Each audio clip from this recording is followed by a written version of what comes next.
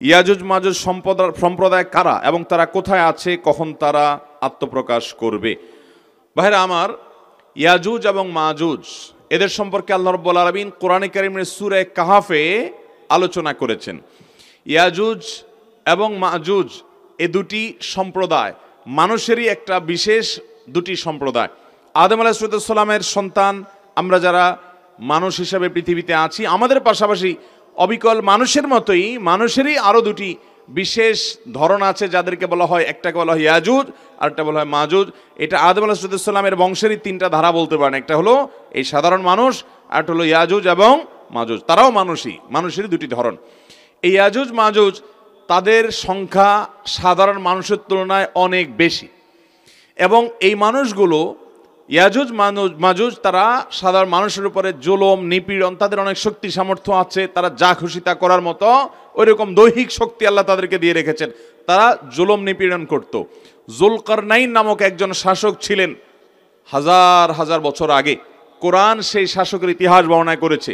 যুলকারনাইন শাসককে লোকজন মানুষেরা বলেছে যে ইয়াজুজ মাজুজ সম্প্রদায়রা আমাদের উপরে জুলুম অবিচার করে এবং ফিতনা ফাসাদ করে জমিনে, তাদেরকে কোনোভাবে নিয়ন্ত্রণ করা যায় না, সব তারা গ্রাস করে ফেলে সম্পদ। তাদের এই অবিচার থেকে, ফাসাদ থেকে আমাদের বাঁচাবার জন্য কোনো উদ্যোগ গ্রহণ করেন। তখন তাদেরকে কোনো একটা এলাকায়, সম্ভবত কোনো একটা পাহাড়ি এলাকায় তারা থাকতো, দিনের বেলায় এসে জুলুম করত। তারা যখন তাদের এলাকায় প্রবেশ করেছে, মানুষের সমাজে যেন আসতে না পারে, সাধারণ মানুষের সমাজে, তখন বিশাল বড় প্রাচীর নির্মাণ করেছেন, সম্ভবত পিতল দিয়ে, এই যুলকারনাইন বাদশাহ, এবং তার অপর প্রান্তে তারা আটকে গেছে, আর আসতে পারে না। কিয়ামতের আগে তারা সেই প্রাচীর ডিঙ্গিয়ে তারা আসবে। প্রতিদিনই তারা প্রাচীর ডিঙ্গানোর চেষ্টা করে, কিন্তু আল্লাহ তাআলার বিশেষ নির্দেশের কারণে তারা সেটি অতিক্রম করতে পারে না। ইমাম মাহদি দুনিয়াতে তার আত্মপ্রকাশ হওয়ার পর, দাজ্জালের আগমনের পর এবং ঈসা আলাইহিস সালামের দুনিয়াতে নাজিল হওয়ার পর 4 নম্বরের কিয়ামতের বড় আলামত, একেবারে কিয়ামতের খুব কাছাকাছি সময় ইয়াজুজ মাজুজের আবির্ভাব হবে। তারা আবারও দুনিয়াতে তাদের সেই স্বরূপে আবর্তিত হবে।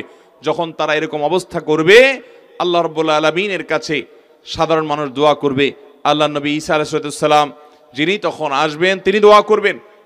তখন সবার সম্মিলিত দোয়ার কারণে আল্লাহ রাব্বুল আলামিন বিশেষ ধরনের পোকা ইত্যাদি দিয়ে তাদেরকে রোগ বালাই দিয়ে তাদেরকে ধ্বংস করবেন। সমূলে তারা শেষ হবে কিয়ামতের আগে। এই ইয়াজুজ মাজুজ তারা আল্লাহর সৃষ্টি, তারা আছে। কোথায় আছে, পৃথিবীর কোন প্রান্তে আছে আমরা জানি না। কেউ হয়তো বলবেন যে আজকে পৃথিবীতে স্যাটেলাইটের মাধ্যমে গোটা পৃথিবীর চতুর্পাশে, মাটির নিচে কোথায় কি আছে সব বের করা গেছে। তাহলে ইয়াজুজ মাজুজ সম্পর্কে তারা কোনো কিছু বের করতে পারে না, এটা সত্য হয় কিভাবে? মনে রাখবেন, পৃথিবীতে বিজ্ঞানের বহু আবিষ্কার কোরআন নাজিলের শত শত হাজার হাজার বছর পর কোরআনের অনেক কথাকে প্রমাণ করেছে। আল্লাহ তাআলা কোরআনে বলেছেন, মানুষ ঘোড়া গাধা এই সমস্ত পশু, এগুলোর উপরে বাহন, এগুলোকে ব্যবহার করে এগুলো দিয়ে চলাফেরা করে। এবং এই আয়াতের শেষে আল্লাহ তাআলা বলেছেন এরকম আরো অনেক বাহন হবে, বা এমন আরো অনেক বাহন যেগুলোর কথা তোমরা জানো না। আজ আমরা বাস, ট্রেন, গাড়ি, আমরা বিভিন্ন ইঞ্জিন চালিত নৌকা, আমরা দেখতে পাচ্ছি বিমান, বিভিন্ন রকমের রকেট ইত্যাদি।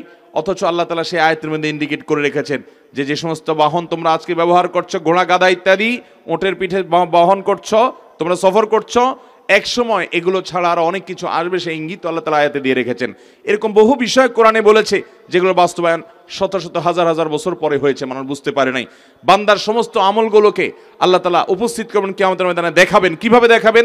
1400 বছর আগের মানুষ যখন ছবি, ভিডিও, ক্যামেরা ইত্যাদির আবিষ্কার হয় নাই, ছবি ভিডিও ধারণ করার এই প্রযুক্তি যখন ছিল না, তখন পৃথিবীর মানুষ বুঝতে পারতো না। কিন্তু তারা ঈমান এনেছে যে আল্লাহ বলেছেন সেটা সত্য নয়, মহাসত্য। আমাদের বুঝে আসুক বা না আসুক, আজকে আমাদের বুঝে আসছে ইয়াজুজ মাজুজের বিষয়ে। বিজ্ঞান, তথ্য প্রযুক্তির উন্নতির এই সময়ে তারা ধরতে পারছে না, কিন্তু বিজ্ঞানীরা হয়তো 2000 বছর পরে, 200 বছর পরে, 500 বছর পরে কোনো এক সময় ধরতে পারবে অথবা না পারবে। কিন্তু কোরআনে যেহেতু বিবৃত হয়েছে পৃথিবীর সব মিথ্যা হতে পারে, এটি মিথ্যা হওয়ার কোনো সুযোগ নাই। আগামী 40 থেকে 50 বছরের মধ্যে বাংলাদেশ, ভারতের উড়িষ্যা, মুম্বাই, গোয়া, কোচিন, মাদ্রাজ, আমাদের চট্টগ্রাম, চালনা, এই এলাকাগুলো সব পানির নিচে তলিয়ে যাবে।